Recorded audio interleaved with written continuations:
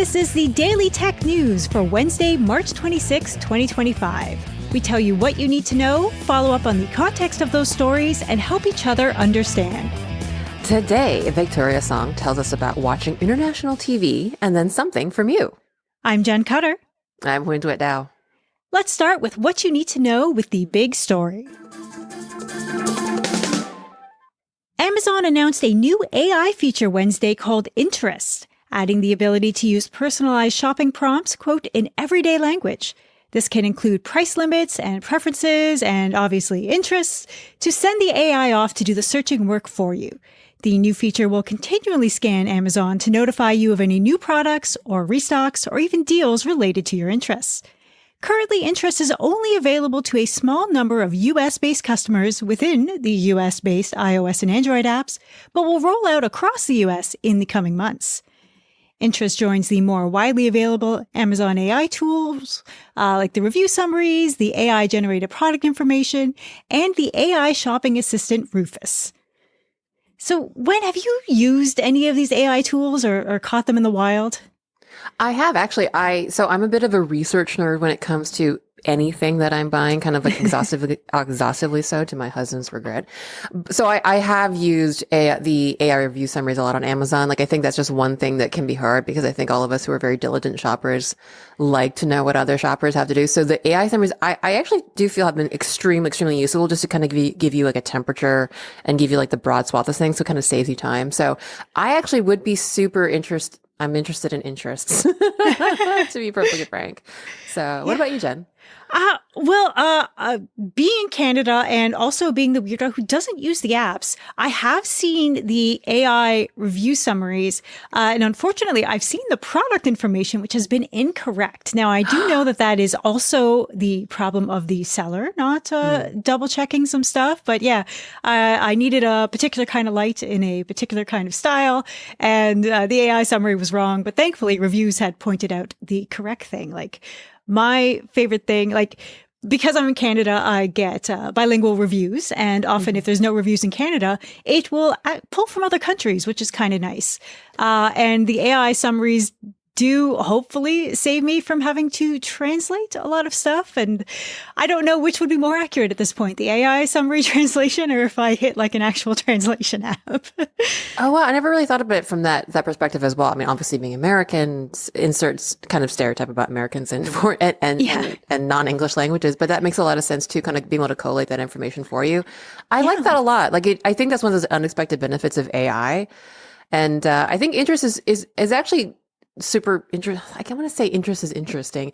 Interest is super Hey, it's useful. what they're going for. Exactly. No, good. It was a good name. But I think a lot of times, especially with shopping, there's a little bit of indirectness, or I want to say like a little bit of waviness, or when you're kind of like window shopping, like if window shopping is something we ever do these days, like the idea of walking down, a street and things that you weren't exactly expecting or not matching your exact like idea in your head. Yeah.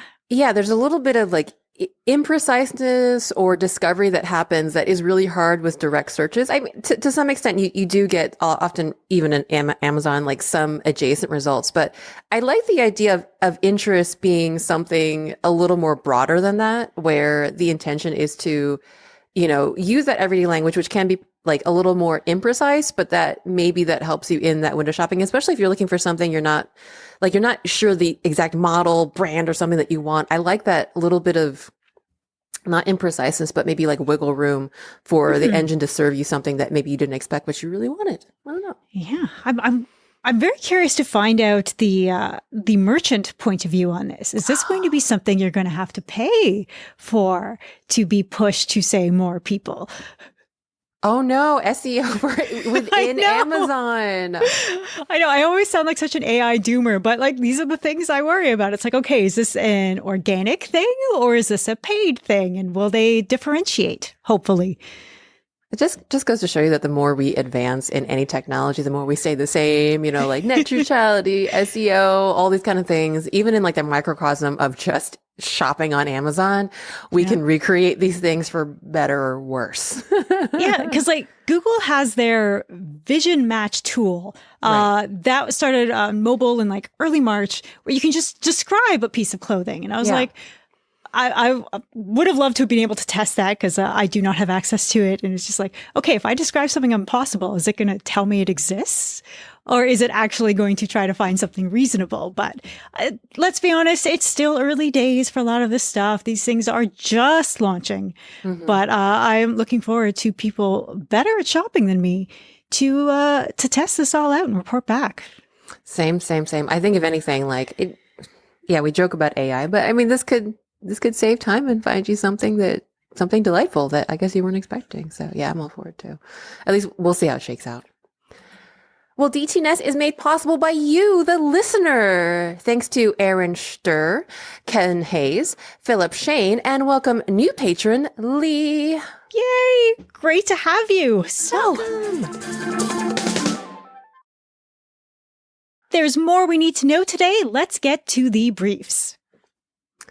Well, Bloomberg reports Microsoft walked away from more data center projects in the U.S. and Europe, according to analysts at TD Cowen. The analyst previously highlighted leases that Microsoft abandoned in the U.S. back in February related to the decision to pass on some future business with OpenAI. Also, earlier this year, Microsoft altered the previous agreements with OpenAI, now permitting OpenAI to obtain cloud services from other companies. Lots of I want to say flexibility or change in this space every day, every week. There's a big switch of where is the future going? Do we need more? Do we need less? Are we scaling back? Are we scaling up? Who's in charge of what? We are not at a loss for AI, the AI hokey pokey, whether it's features, data centers, bit partnerships. It is always a dance around here with AI for sure. I am going to steal AI hokey pokey. That's perfect. The Indonesian government announced it is lifting the ban on sales of the iPhone 16 in the country, which was implemented last year. The phones will be available beginning April 11th. The ban was initially imposed due to a lack of Apple investments in the country and failing to meet composition requirements for parts to be locally made. Reuters reports Apple's new local investments total more than $300 million.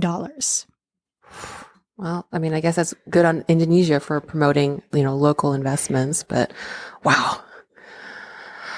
Well, the Vietnamese government issued a statement saying that Vietnam will allow Starlink to provide satellite internet services in the country for a trial period of 5 years, ending on January 1st, 2031, and for a maximum of 600,000 subscribers. Additionally, there will be no restrictions on foreign ownership of the service. So Starlink would be able to provide services either directly to customers or work with local businesses. So Vietnam's approval stands in contrast to Starlink's talks with Italy, which early this week were stalled, as explained by Italian Defense Minister Guido Crosetto in a Saturday interview. There has been serious debate among Italian lawmakers over whether to choose Starlink over a European rival, like, say, the French firm Eutelsat for encrypted satellite communications. The arguments against Starlink have centered around relying on non-European technology and companies for this kind of critical infrastructure, as well as things like last month's report from the U.S. concerning cutting off Ukraine from Starlink. So kind of more of the political side of the debate. Yeah, my province, Ontario, in Canada, of course, is also having the debate. We had a contract, and now we currently don't. So we'll see. The fallout from this, definitely with the lawsuits and the back and forth, will take many years to resolve. Yeah, I did want to note that also, a lot of analysts are saying that the Vietnamese approval for it has a lot to do with the current tariff negotiations that they're rather trying to avoid tariffs from the U.S., as well as just generally strengthening ties to the U.S. So take that as you will. Broadcom's VMware is suing AG Siemens over, quote, thousands of copied and deployed versions of VMware products without a license. The complaint notes VMware had a master software license and service agreement with Siemens since November 2012, but was contacted in September 2024 to provide support for products that VMware did not have a record of purchase for. Siemens reportedly resisted attempts to audit the firm for license compliance. The complaint was filed in the U.S. District Court for the District of Delaware on March 21st and seeks a jury trial, damages, and, quote, any profits attributable to infringing activities. OpenAI has released an updated version of GPT-4o that can generate more realistic and perhaps more useful images. The new image generation model, which is replacing DALL-E 3, seems to be aimed at making AI tools more viable for advertising, graphic design, and other business needs, with a focus on more lifelike images and paragraphs of comprehensible text. Yes, this is this is a thing that we really need right now for sure. The model can even generate images with transparent backgrounds, which could help in the creation of logos and other branding.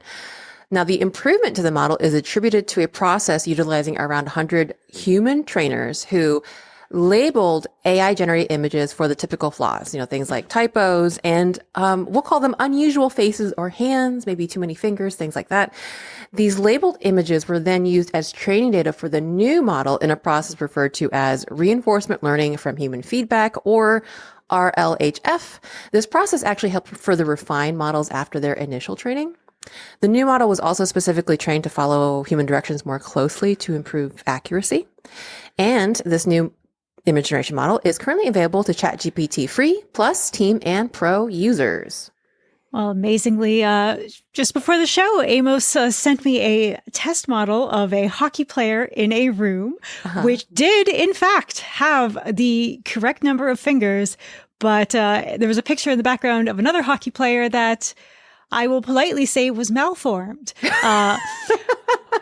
If you looked at it quickly, you couldn't tell whether the hockey player was facing forwards or backwards, because the back of the jersey had twisted around to the front and ate one of the arms, and the stick was phasing through dimensions and appearing on each side of the blue line. But hey, it knew what a blue line was. So the human trainers have a lot of work to do. Maybe we need to update the model for background images as well. It feels like it kind of saw the front, was like, all right, we're good. And then it kind of just said, all right, whatever happens in the back, maybe we just need a more front to back checking. But all right, well, at least the main image, we'll call it, was accurate. Yeah. I give them credit for the foreground. Excellent. YouTube is changing how views are counted with shorts, bringing the metrics more in line with how Instagram Reels and TikTok work. Previously, YouTube Shorts only counted a view after the content was viewed for a target number of seconds. Now the view count will increase every time a short starts to play or replay. The change goes into effect March 31st, when everyone will be able to clearly see if their favorite short-form content is crushing it more on one platform versus another. Okay. Sorry, I'm a software developer, and of all the times that I've been asked to log events, this kind of thing would drive me crazy. It makes sense, right? Because in order to more appropriately or more accurately compare themselves to other services like Reels and TikTok, it makes sense for them to change. Although it just feels like views should be intentional playing of a video and active interest, but that's not how we're counting things these days. So I don't know. It always kind of bugs me, this kind of, I wouldn't say lowering of the bar, but it feels like an easier count than previous. But I don't know. Sometimes maybe competition makes us all kind of count things a little bit more loosely than others. I don't know. While not yet official, Claude's own agentic research AI called Compass has been spotted in the wild. So within Claude's web interface, Compass can be found in the Message Composer dropdown. The system prompts for Claude and this new feature Compass include, quote, find credible sources for my research and provide evidence-based insights for a topic, pointing to Compass providing functionality that's very much like ChatGPT's deep research. Claude's AI agent will respond to prompts by searching the web, scraping data, and creating a document with the accumulated data. Geography game GeoGuessr is coming to Steam, with early access beginning in April. The early access version will include a competitive solo mode and casual team duels, but the price has yet to be revealed. GeoGuessr remains available in the original 12-year-old web version and apps with the standard 3 free daily guesses, but playing more requires a subscription starting at $2.50 a month. As a bonus note, if you get real good at guessing geography, the last GeoGuessr World Championships had a $100,000 prize pool. Jenn, have you ever played GeoGuessr? I am terrible at it. I am also equally terrible at it. But if any of you have ever watched some streamers play, there are some people that are ridiculously good at GeoGuessr. It's scary. You think they were cheating. Like, how do you, like, you see them work it out and I still don't quite understand. Yeah, especially even from like the middle of some terrain where there's not a lot of like, to my eyes, identifying landmarks or anything, but they could just tell from like the color of the sand or like the certain shape of the topography that, oh, I'm somewhere in this country. The only time I actually succeeded at a GeoGuessr was the third time I played. I sat down with some friends. The first two, I think, was somewhere in France, which I sort of eventually guessed because I think I managed to see something. I think I saw some French or something that looked kind of definitively French, like finally after like several guesses. The third place, I got dropped down. I paused. I looked at the trees and I'm like, so by the way, I live in Colorado, but I'm from Maryland. So this third place I get dropped down. I just look at the trees and I'm like, I'm home. Like I just had this like visceral sensation that I was in Maryland and there was nothing. It was literally just trees on the side of the highway.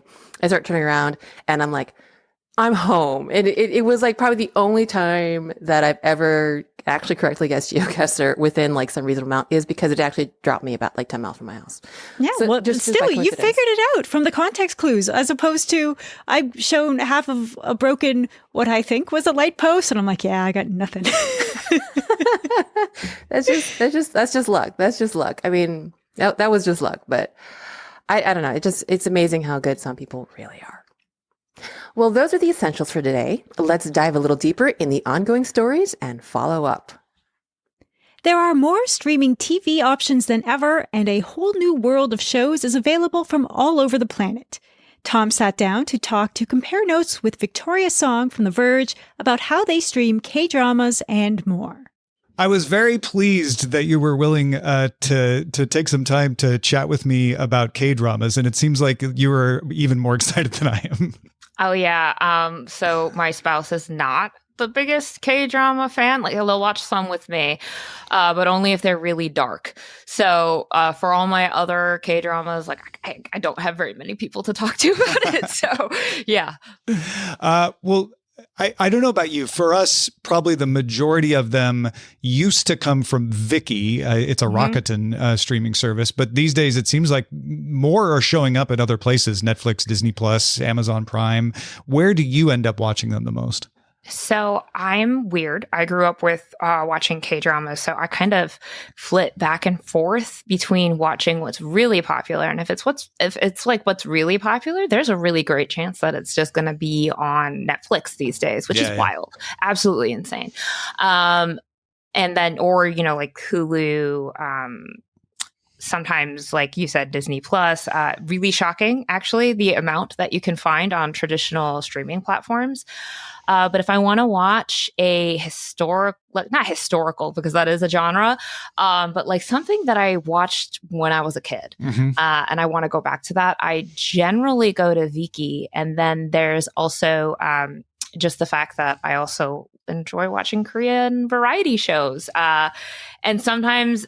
No, like generally all the time, that's not going to be on the traditional platforms. So for those, I'll go watch some clips on YouTube every once in a while, or I'll also go to Viki.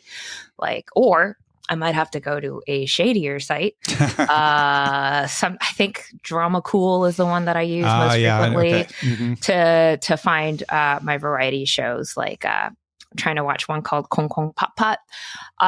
And it is starring one of my favorite K-pop idols. And I can't find that anywhere. So I got to go to the really shady site where the ads are dubious and, you're clicking multiple links and you're like, yeah, part 1, part 2, part 3, that kind of thing. Who's the idol, if you don't mind my asking? So he is a singer from this band called EXO, which came up at around the same time as BTS. They're way more popular in Asia than they are in the US. And his stage name is D.O. and his actual name is Do Kyung-soo. And I actually found him, not through the boy band, but through a drama called 100 Days My Prince. And it is on Netflix. And he's fantastic. in that one. So I was like, oh, who is this guy? Oh, he can sing. Okay, I'm just gonna fall down into this EXO rabbit hole. And he's a solo artist too. So it's just like, that's the thing about K-dramas. So many of them are actually singers too. So you get 3 for the price of 1 in terms of your entertainment. Yeah. He's the one that did the collab on Small Girl recently, I think. Yes, him? he Yes, is. That's him. That's him. He's my favorite singer. So yeah, he's good. And that is a thing about K-dramas is you find so much more crossover. IU is probably one of the more famous at that with like Hotel Del Luna and My Mister. But then there's also recently Jisoo from Blackpink is in suddenly in a bunch of things. Are you watching Newtopia on Netflix? I am not. I literally just finished season 2 of Squid Game because it took me a while. And that was one that the husband would watch with me. So I was like, dark. Yes, because it's dark. So that one, Squid Game is really funny to me because it has all of these major A-listers that I watched when I was a kid with my parents, like Lee Jung-jae and Lee Byung-hun. And Gong Yoo. People in America are like, oh yeah, Gong Yoo, the hot guy with the dakchi from Squid Game. I was like, you don't understand. You don't understand. I know Gong Yoo from First Shop of the Coffee Prince back in 2007. And also what was another one? Goblin. Yeah. Goblin is the big one that anyone in K-drama land knows. I was just like, God, Goblin with what's his name, Lee Dong-wook, and then walking down the little hallway with the music going. Goblin. It's on Viki. That's where and that's one that's weird because we all call it Goblin, but half the time it'll come up as Guardian, the Great God. So if you are starting to explore K-dramas, get ready for that because there's sometimes 2 and occasionally 3 different names that they go under. Yeah, it's because the name in Korean is Dokkaebi, and Dokkaebi is a mythical Korean creature that translate most directly into English as goblin, but it's not like a goblin like we know it in Western mythology. It's not the same thing at all. So it's it's just one of those things that's really hard to translate. But he's so good in that one. So And there's also Kokowa, which occasionally we use for music shows.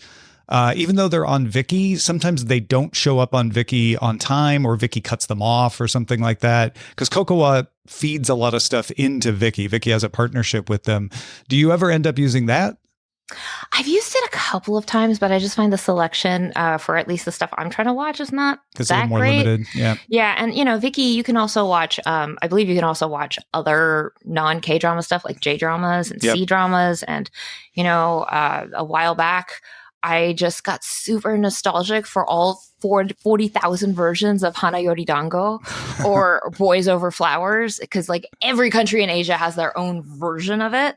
So I just got so nostalgic to see the original Taiwanese version, which was called Meteor Garden, and then the Japanese version, which is Hanayori Dango, and then there's the Korean version, which is Boys Over Flowers, and then there was a rebooted version, and I was like, oh my god, there's a Filipino version, I think. There's a Filipino version. There's everybody's got their own take on that particular drama, which is it's actually really fun.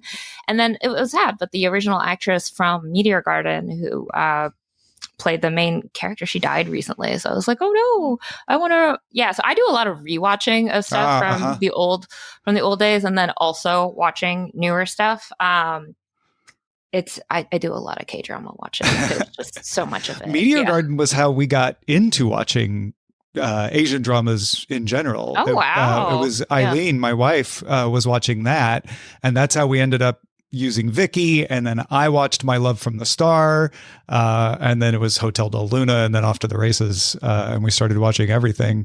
But it's been really fun to explore all these different storylines and things that you don't get otherwise.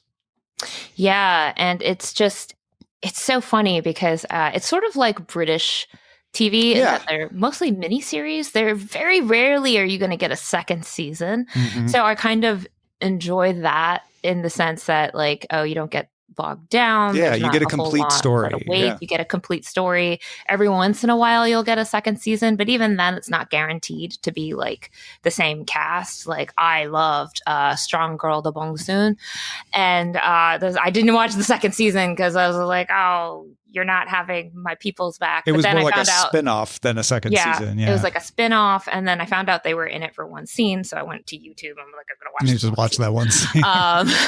But yeah, no, that was a show that I was like so shocked it was on Netflix when it came out. I was like, oh, what do you mean I don't have to watch the grainiest thing on YouTube in 4,000 different parts, like how I used to watch it when I was a kid and like the internet was starting up. So it's come such a long way and so accessible now. Like more people than ever in my life are into K-dramas, and they'll be like, have you seen Crash Landing Into You? And I'm like, of course I've seen Crash Landing Into You.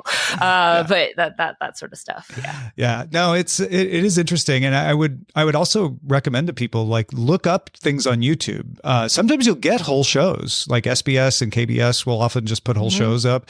But even if not, they'll put up clips and things that can, give you a sample so you can try it out. Victoria, thank you so much for chatting. This was really fun. Yeah, it was super. I love nerding out over K-dramas. Come talk to me online about them. Fantastic. Me too. If folks want to follow you, where should they go? I am at Vic M Song on every social platform. So that's X, Blue Sky, Mastodon, I'm sure Instagram, all of them. I'm just Vic M Song. Fantastic. Thanks again. All right. Thanks for having me. Data sets shape the world we live in, and there's no better way to understand how than by listening to Behind the Data. Hosted by data scientist Andrea Jones-Roy, the show examines what data sets say about what's happening in our world, politics, health, and why. Check it out at behindthedatashow.com.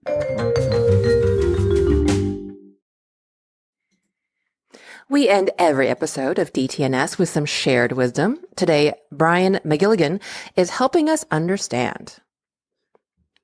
Brian wrote the following in a Patreon comment to yesterday's briefing. Jason read out yesterday, quote, Signal is not, however, an authorized platform for government communications in the United States.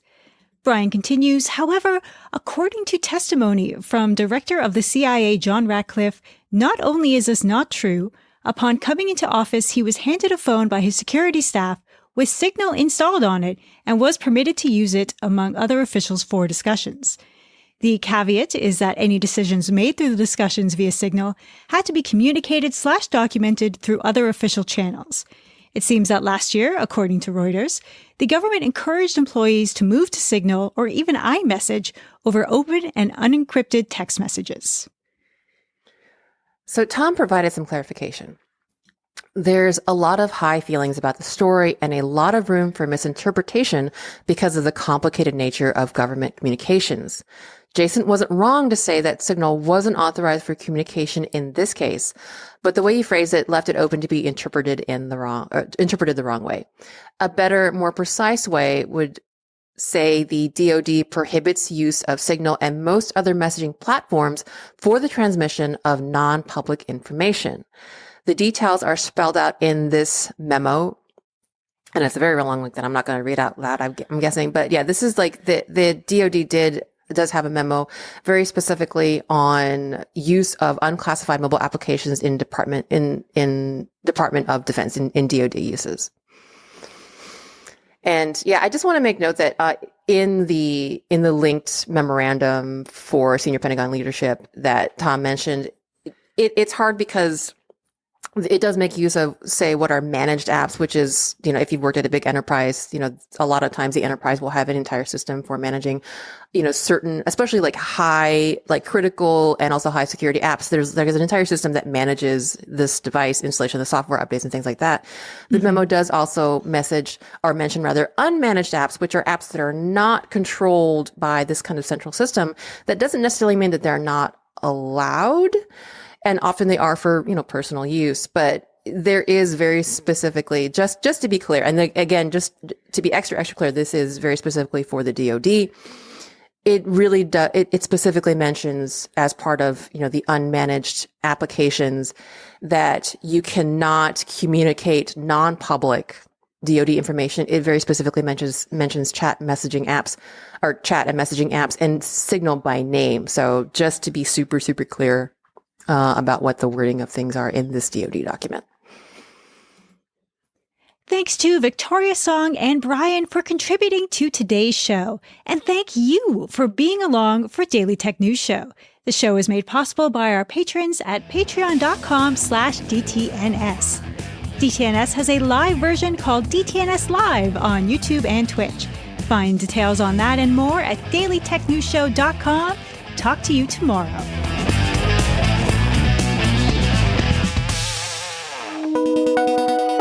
The DTNS family of podcasts, helping each other understand. Diamond Club hopes you have enjoyed this program. Chicken Nugget. Chicken Nugget is another one I've been watching that I really like. Yeah. Yeah. I just remembered it. That one is really weird.